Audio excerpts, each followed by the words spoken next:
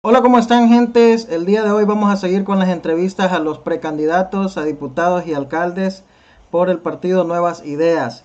Quiero aprovechar para hacer la invitación a todas las personas que estén participando en este proceso y quieran pues darse a conocer a través de mi canal. Está abierto para todos. No necesitan pagarme nada. Lo único que quiero es que la gente los conozca antes de que tomen esa decisión de dar sus votos. Así que si hay por ahí alguna persona que esté en este proceso como precandidato a diputado o alcalde, pues solo tiene que contactarme a través de mis redes sociales y yo con gusto le cedo un espacio en el canal para que muchas más personas conozcan cuáles son las propuestas que tienen y así haya más gente que esté enterada de los participantes que tenemos en este proceso interno del partido. Sin decir más, les dejo con ustedes la entrevista que le hice a Wilber Escobar, quien es precandidato a diputado por el departamento de San Salvador. Espero que les guste. ¿Qué onda, gente? ¿Cómo están? Bienvenidos una vez más a este canal. El día de hoy vamos a seguir con las entrevistas a los precandidatos a diputados por el partido Nuevas Ideas y en esta ocasión tenemos al amigo Wilber Escobar. Wilber, ¿qué tal? ¿Cómo estás? Un saludo, Cinco, y qué alegría poder acompañarte, hombre, qué barbaridad. Ya era tiempo de que estuviéramos así en línea, porque solo presencialmente, cuando hemos estado en las manifestaciones, en Fiscalía, en la Asamblea Legislativa, ahí nos hemos visto, pero nunca habíamos tenido la oportunidad de interactuar ya directamente en tu medio, ¿verdad? Sí, cabal, es primera vez que te tengo aquí de invitado, así que ahí vamos a mostrarle a la gente un poquito de quién sos para que te conozcan. Por los que no te conocen, tal vez ya lo han visto ahí en Twitter y en algunos otros movimientos. Así que hoy tenemos preparada una pequeña entrevista para Wilber, más que todo para que conozcan su forma de pensar sobre algunos temas que están pasando en el país. Sos precandidato a diputado por el departamento de San Salvador, ¿verdad? Es correcto, Cinco, sí estamos, por San Salvador. Muy bien. ¿Por qué te ha interesado el puesto de diputado? ¿Por qué quieres ser diputado, Wilber? Vaya, fíjate que para los que no tenían conocimiento de la historia previa, yo entré en política por decepción, literalmente. Y creo de que muchos de nosotros hemos logrado advertir durante años, no es algo reciente, cuáles son las deficiencias que tiene la misma Asamblea Legislativa. Entonces yo allá por el 2009 se me ocurrió la idea de crear un movimiento, y no sé si algunos de los colegas se recordarán que salió el movimiento Exprésate, que salió el movimiento Oveja Negra, que salió ¿cómo es que se llamaban estos otros? Bueno, los movimientos de juventud política, acción política, jóvenes en política, y en toda esa efervescencia a mí se me ocurrió armar un grupo de ciudadanos, pues, o sea, estudiantes que rondaban los 21 años hasta un máximo de 29, en aquel entonces todos éramos jovencitos, ¿verdad? Y nos empezamos a capacitar en política y empezamos a participar activamente y teníamos la obligación como parte de nuestros movimientos ver las sesiones plenarias de inicio a fin. Estoy hablando de allá del 2009. Y curiosamente, muchos de los diputados que estaban en aquel entonces, continúan en este momento y están metidos ahí en la Asamblea Legislativa, siguen cometiendo los mismos errores, siguen actuando de la misma manera en como actuaban en el pasado, no han cambiado, se nota de que no tienen la voluntad de cambiar, y eso impulsa a que mi persona empiece a apoyar en un primer momento durante todo ese tiempo, del 2009 hasta el 2018, personas a las cuales yo consideraba de que necesitan ser impulsadas para participar en política. La intención no la había tenido, te soy honesto, de participar en política. Yo siempre he sido la cara que ha estado detrás de todos los demás que van enfrente, y bueno, en este momento pues ya se ha tomado la decisión, luego de los últimos resultados que se han tenido en la misma asamblea, resultados decepcionantes, pues, porque de repente confiábamos en que algunas personas iban a hacer su trabajo y no lo hicieron, y eso implica, pues, que de una u otra manera tenemos que reorientar esa visión. Entonces esto es un trabajo que ya viene desde años, no es algo de que ahorita se me metió, de que hay que hacerlo, ¿verdad? Afortunadamente tengo la experiencia en materia judicial.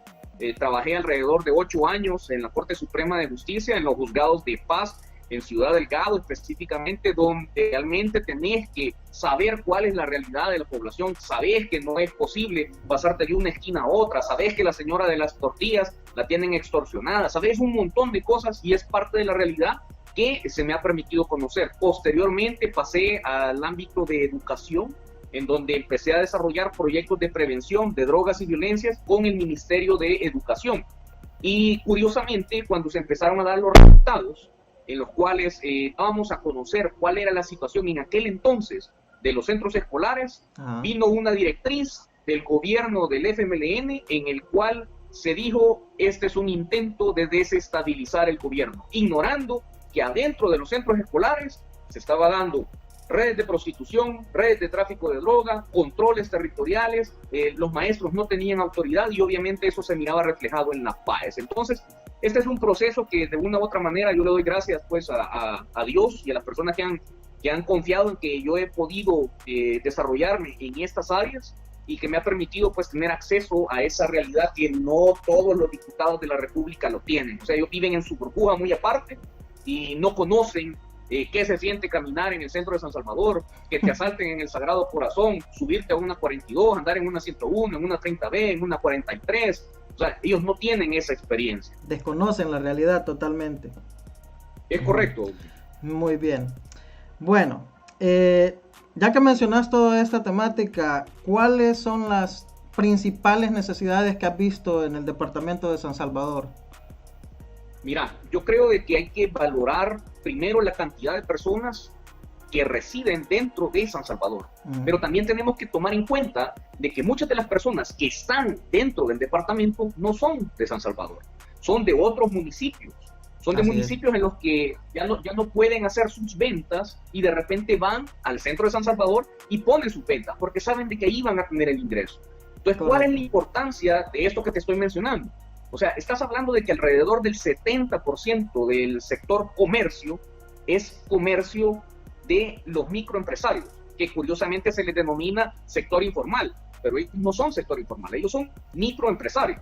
Y esto es algo que tenemos que ir cambiando. En estos tiempos de COVID, las prioridades han cambiado y uno tiene que adaptarse a eso, pues, porque ya no se trata de que cuál es la propuesta más popular, si atacar a los diputados, o si de repente cambiar, o si reformar aquí, hacerlo. No, tenés que darte cuenta de que el 70% de la población que se dedica al comercio de la microempresa está en una situación de riesgo. Sí. Y esta situación implica de que el gobierno tiene que hacer esfuerzos mucho más allá de su capacidad para mantener la economía viva. Tener dos formas de ver la economía en El Salvador. Una es economía como país y otra es economía individual. Como país, pues, concentrate en las empresas privadas, sí, que estos paguen, que tengan sus beneficios, que den trabajo, etcétera, etcétera. Pero vas a concentrarte en ese pequeño grupo de empresarios cuando tenés al 70% viviendo la situación de coyol quebrado, coyol comido, y no les vas a dar apoyo a ellos. Fíjate que algo bien curioso es que todas estas personas, a pesar de ser catalogados como micro y pequeño empresario, no tienen acceso al crédito. Tienen que recurrir a la usura. Es decir, por ponerte un ejemplo, yo sé que de los que nos están escuchando entienden esto, te piden prestados $100 para que en el día tú los administres, pagues los vueltos, etcétera, etcétera, y tengas tu ganancia.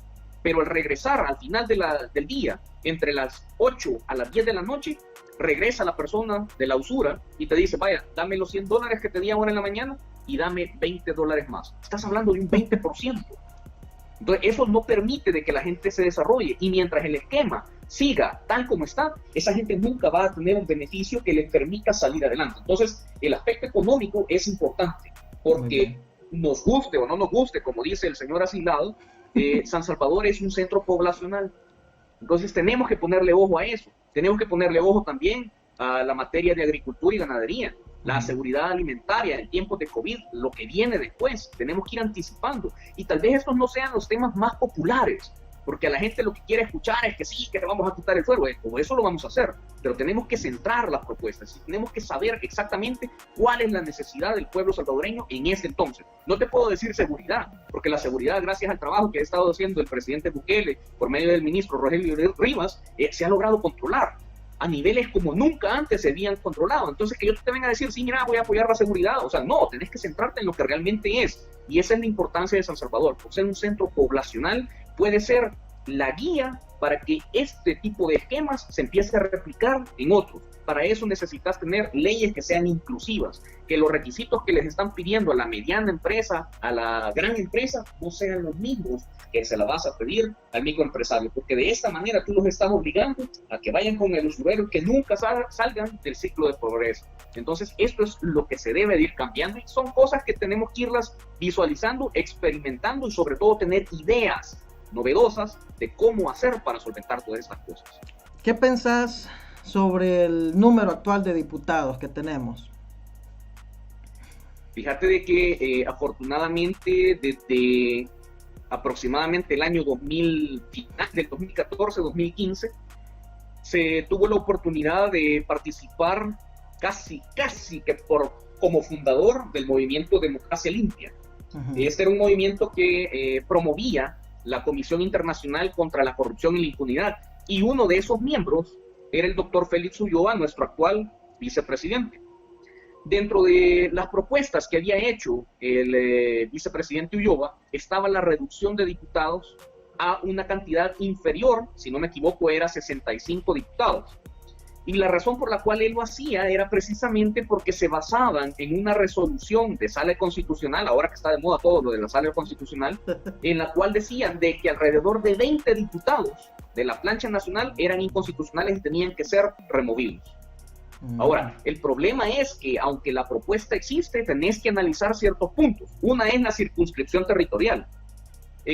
A la gente tradicionalmente te dice, sí, mira, con 2 diputados por cada departamento y estamos hechos.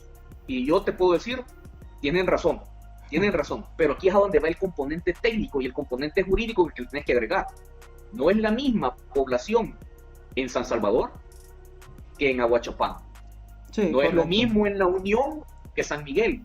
No es lo mismo Santana que Sonsonate. Entonces, si la idea es que el diputado represente a cierta cantidad de salvadoreños, tenés que hacer una distribución. Y por eso es que te hacen los 14 departamentos. Y te dicen, vaya, al departamento de San Salvador le corresponden 28 diputados. A La Libertad le corresponden 11, 12. Y así sucesivamente se van repartiendo dependiendo de la cantidad de personas. Entonces la propuesta que ha hecho el presidente Bukele por medio de su vicepresidente es efectivamente bajar la cantidad de diputados. Pero para eso implica un proceso en el cual tenés que cumplir con pasos previos. Uno es el censo nacional. ¿Sabés desde hace cuánto no tenemos censo nacional? Se supone que es cada 5 o 10 años. Y el último que yo me recuerdo creo que fue en época de Tony Zapata. No estoy seguro. Yo recuerdo uno allá por el 2001. Exactamente. Y es el único que se tiene. Y todavía seguimos pensando que somos 6.5 millones de salvadoreños. No sabemos si somos 10. No sabemos si somos más o si somos menos.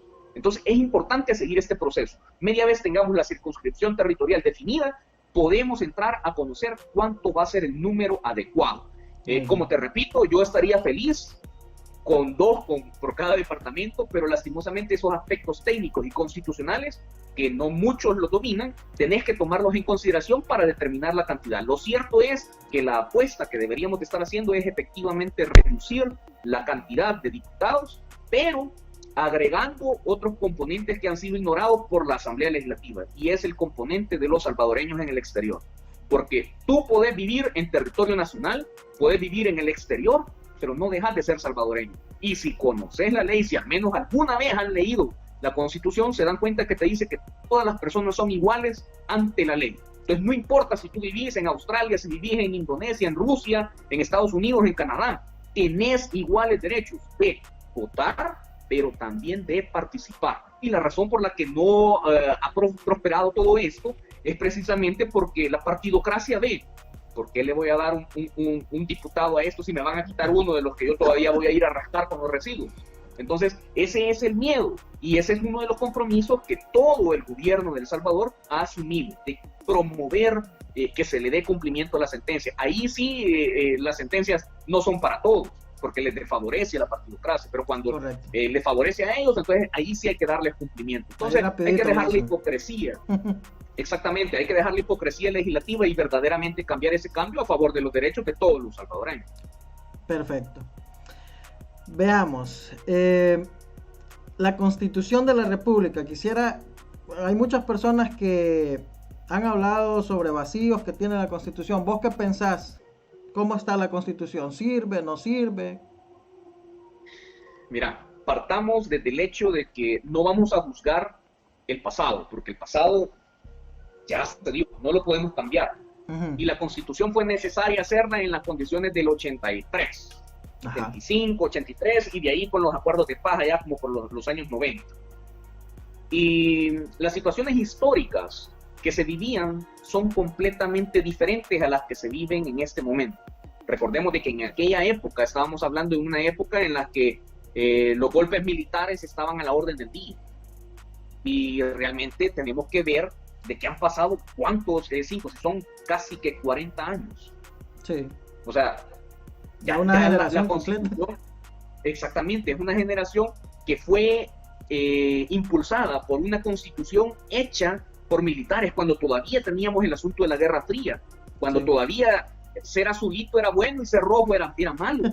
Entonces, ciertamente hay un montón de cosas que se deben de cambiar. Hay un montón de reformas constitucionales que se pueden hacer para mejorar. Y obviamente si tú le preguntas a la gente si está de acuerdo, mucha te va a decir que sí, pero siempre va a haber un porcentaje que oscila entre 1 y 2% que te van a decir de que eso es pecado. Te van a decir, uy, no, reformar la Constitución, eso jamás. Entonces, y aquí es a donde se debe de entender. Una reforma constitucional no es fácil. O sea, no es algo así como que a Wilber Escobar se le ocurrió reformar la Constitución en este momento y ya mañana ya está vigente. No, requiere 2 legislaturas. Entonces, y hay un montón de gente ignorante de este porcentaje, pues, que lastimosamente no lee o no quiere leer, que te dicen, es que lo que pasa es que el señor presidente lo que quiere es reelegirse indefinidamente. Miren, o sea, hagamos una cuenta súper sencilla. ¿Cuánto tiempo tiene en este momento el señor presidente estar en el poder? Un año. Para el 2021 van a ser 2 años. El periodo dura 5. Pero para que una reforma constitucional opere, necesitas 2 asambleas legislativas. Es decir, necesitas alrededor de 6 años. Asumamos por un momento de que la propuesta se hiciese hipotéticamente, no se está haciendo en este momento. ¿Ustedes creen que asamblea legislativa la ratificaría?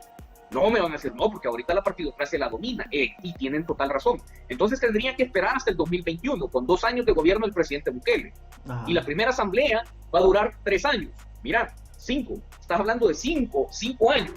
Y la siguiente asamblea tendría que ratificar. Ya no alcanza el tiempo para reelegirse. Entonces nos están dando garabatos, nos están intentando meter miedo, aprovechándose que muchas veces nosotros no hemos leído la información. Y lastimosamente estos partidos continúan con sus mismas políticas absurdas de siempre, en las cuales lo que les interesa es proteger sus intereses, entonces proteger a sus financistas. Recientemente, hace algunas semanas, se hablaba de proteger las boquitas por su valor nutricional. O sea, por Dios, ¿en qué cabeza cabe eso? O sea, ni siquiera para inventarse una mentira tienen imaginación. Entonces, ciertamente se debe de reconocer algunos derechos. O sea, mira, o sea, no vayamos a ahondar más en esos temas, pero ¿y quién quita que de repente se quiera reconocer la lengua de señas lo que utilizan las personas sordas como una lengua nacional? O sea, porque ellos tienen su lengua. Sí, sí. ¿Y por qué no reconocerla como lengua nacional si ellos también son salvadoreños?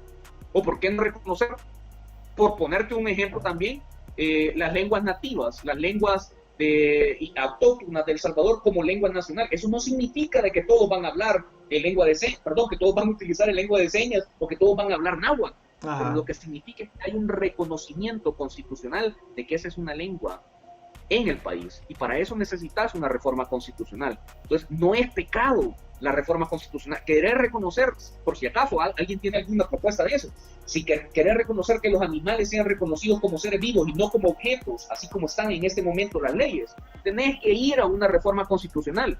Y todos esos pequeños cambios, esa evolución social, la Constitución debe de irse adoptando. Entonces, no es pecado promover una reforma constitucional, solo que hay que saber qué es lo que vas a reformar.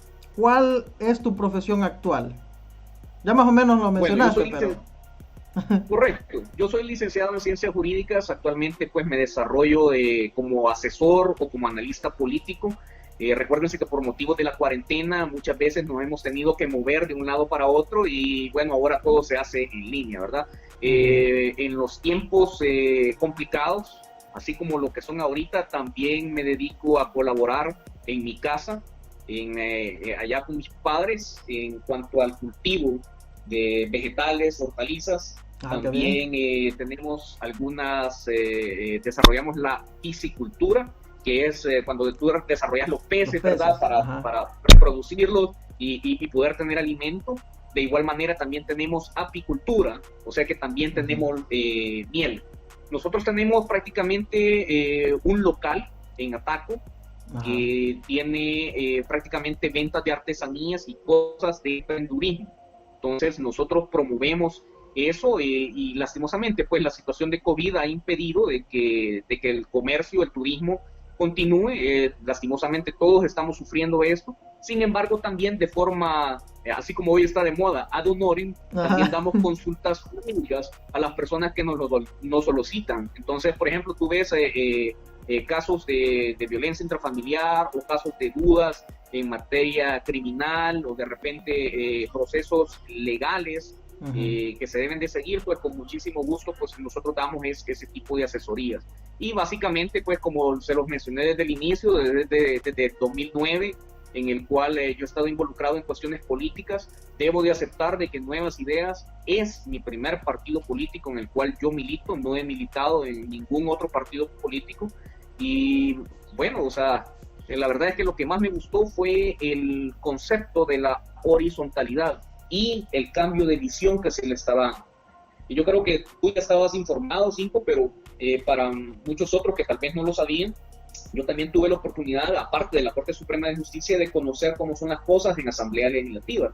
Y por esa razón es que a veces me vieron ustedes en algunas manifestaciones en las que yo me escapaba, salía ahí y ahí los estaba apoyando a todos ustedes.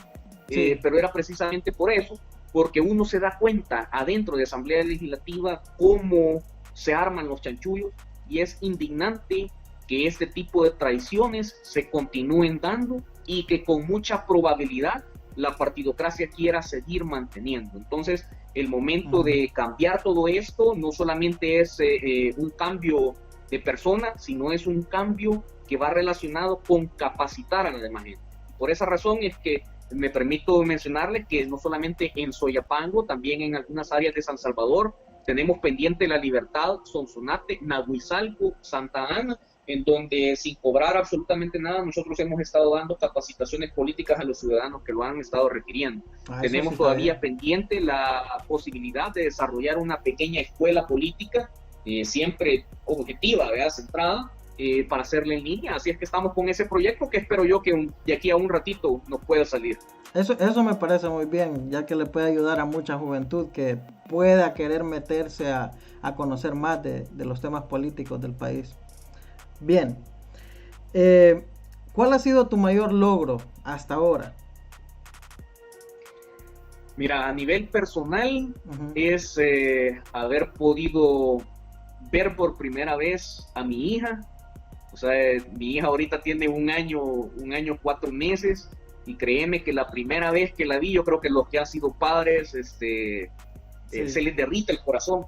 O sea, de repente estar metido en la Asamblea Legislativa hace que el corazón se te ponga duro, pero cuando de repente ves ese fruto del amor y del esfuerzo que tú has tenido y lo logras ver en tus hijos, entonces definitivamente de que te transformas.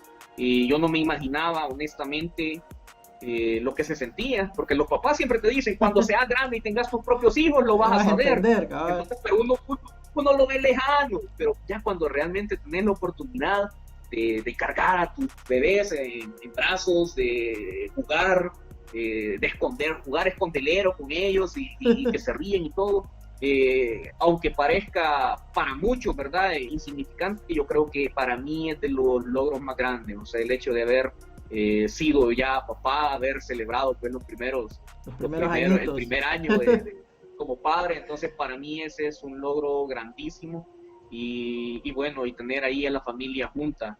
Te recuerdo de que habíamos tenido también una situación de problema de salud grave relacionado con cáncer con mis padres, específicamente con mi mamá, y que afortunadamente lo logramos superar y eso también, aunque no sea un logro profesional, creo de que el logro emocional es mucho mayor de cualquier logro profesional que uno pueda tener. Así es, muy bien.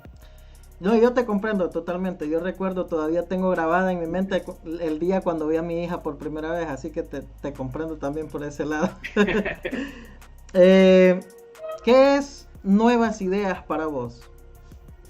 Vaya, tenés que hacer una diferencia. Ajá. Porque tenés que hablar del movimiento Nuevas Ideas y del partido político Nuevas Ideas. Ajá. Nuevas Ideas como movimiento es realmente una visión diferente, que es una fiebre que se ha apoderado de todo El Salvador, que tiene que ver con verdaderamente un progreso, en el cual yo ya no tengo que ver para arriba para que las cosas se den, sino que tengo que ver horizontalmente y sentirme parte de ese cambio. O sea, si yo quiero ayudar a mi comunidad, yo no tengo por qué ir a pedirle permiso al señor alcalde del partido X para que las cosas se hagan, sino que simplemente me organizo y actúo. Ahora, ese sentimiento de horizontalidad, la solidaridad, el respeto que existe, la colaboración, hay muchos hermanos de la diáspora que son miembros del movimiento y que están colaborando, han colaborado con la situación de las lluvias, están colaborando con la situación de la pandemia y siguen mandando, qué sé yo, sus remesas, sus buenos deseos o de repente víveres, etcétera, etcétera, y lo siguen haciendo y son parte del movimiento. Y eso está excelentísimo, yo los motivo a que lo sigan haciendo. Ahora, tenés que ver el lado político. Sí. El partido político Nuevas Ideas surge de toda esta gente que está en el movimiento y que traslada esa visión de unidad, de solidaridad, de realmente reformar la forma de hacer política en El Salvador y plantea un componente político específicamente. Y Nuevas Ideas, para mí, lo que representa es el inicio de una nueva era a nivel nacional. O sea, la era en la que las personas que se habían secuestrado la democracia, por fin se empiezan a sacar. Y hay que entender lo siguiente, este es un proceso largo, Cinco. O sea, no es un proceso de que se va a lograr en el periodo del presidente Bukele, o que se vaya a lograr cuando entren los nuevos diputados en el 2021. Tal vez ese sea el inicio, pero entre más nos tardamos en iniciar, más nos tardamos en tener ese resultado.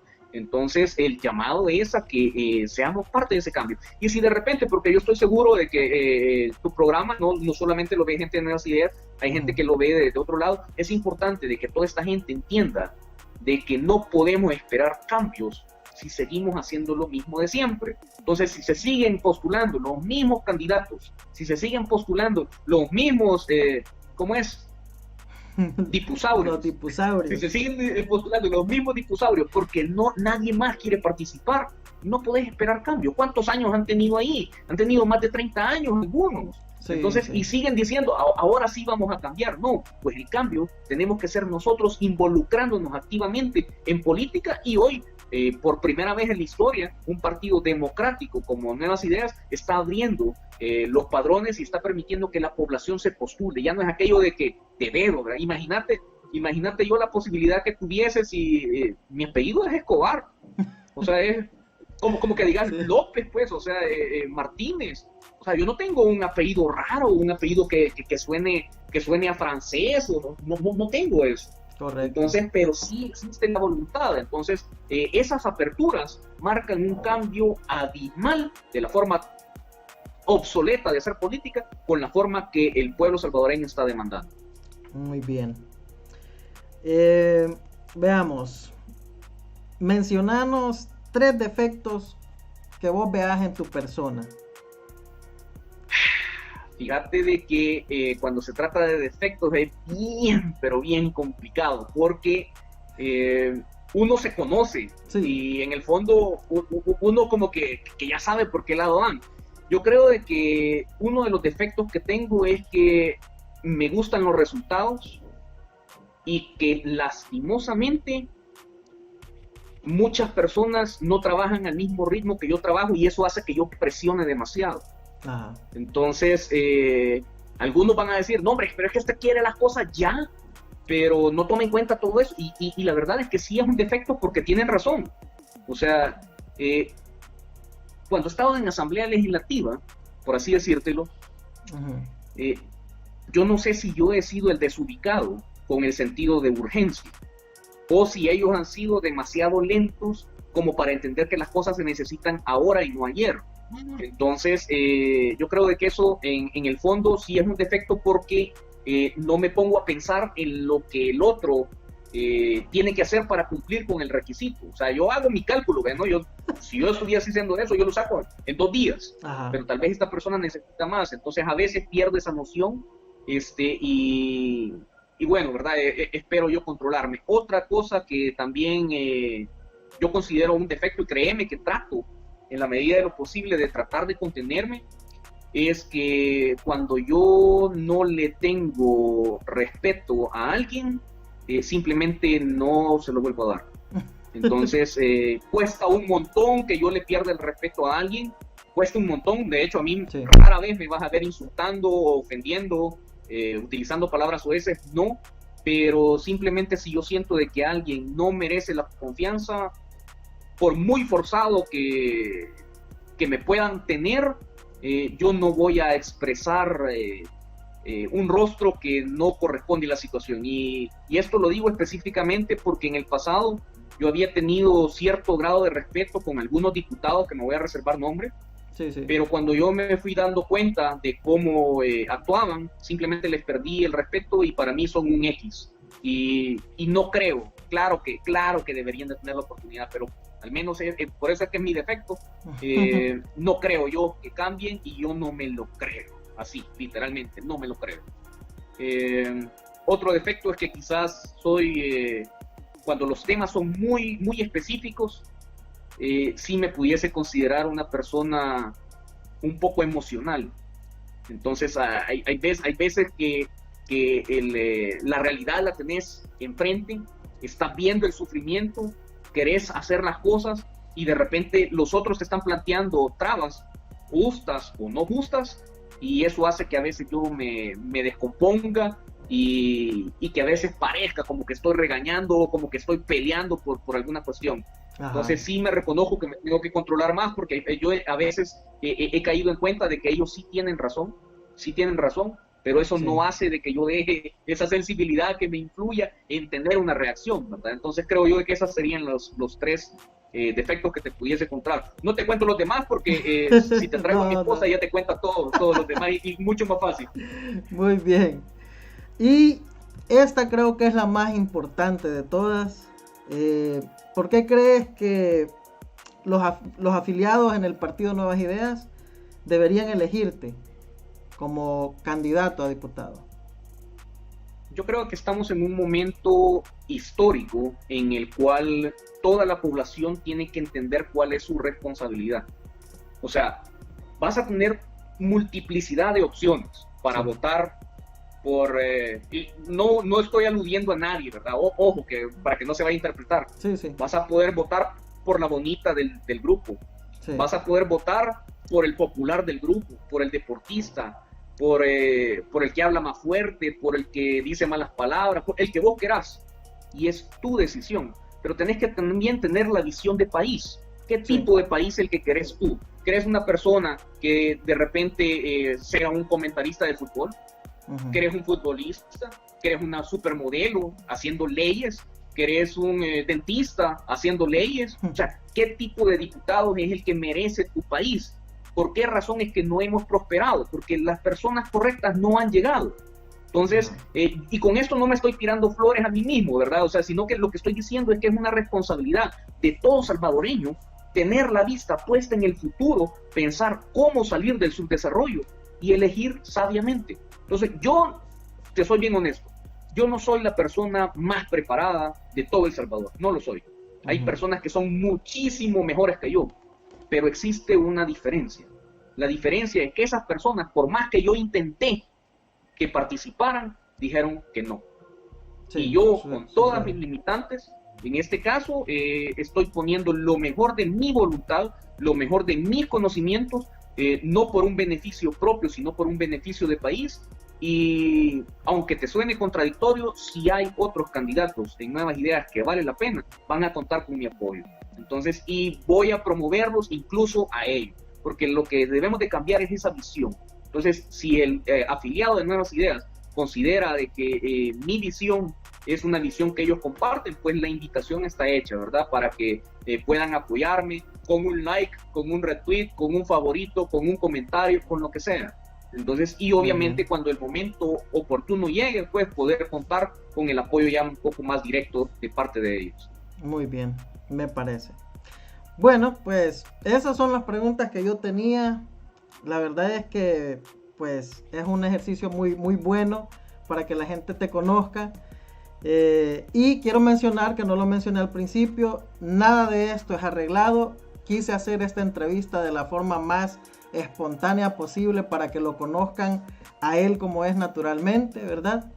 Así que...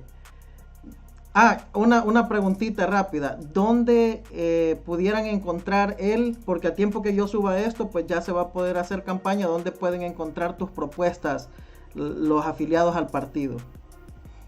Vaya, mira, yo tengo mi fanpage, que es Wilber Escobar, la pueden ver, te voy a mandar los enlaces, y mi cuenta de Twitter, @ovillan. Ese es el código que yo utilicé siempre desde 1990 y no sé tanto, y simplemente es como un pequeño apodo que yo mismo me puse, ¿verdad? Ajá. Entonces, yo voy a estar poniendo la información ahí. Espero yo ya más adelante poder desarrollar una página web en la que puedan alojar ahí las propuestas, pero de otra manera en la cual se pueden acceder es con los videos que yo voy a estar sacando. Yo voy a estar sacando pequeños videos en los cuales explico la necesidad de la propuesta. Ojo con esto, porque yo no solamente te voy a decir, mira, aquí estoy, vení. No, yo te voy a decir cuál es la propuesta, te voy a decir por qué en esa propuesta y no otra que pudiese sonar más popular. Te voy a desarrollar la propuesta y te voy a decir cómo de forma legislativa se puede hacer y cuál es el resultado que podemos esperar. Entonces, hay que estar pendiente nada más de las redes, ¿verdad? Y bueno, en mi caso, agradecerte a ti, Cinco, pues, por la entrevista. La verdad es que efectivamente fue algo todo bien espontáneo. Solo recibí el mensaje ahí, mira, te queremos entrevistar, y yo, démosle, ¿verdad? Y agradecimientos ahí, ¿verdad? Por la consideración. Un saludo a todos también los salvadoreños y a los miembros afiliados que ven tu canal y que están suscritos. Siempre invitarlos, pues, a que sigan compartiendo tu material, pues, y un muchísimo saludo. Gracias.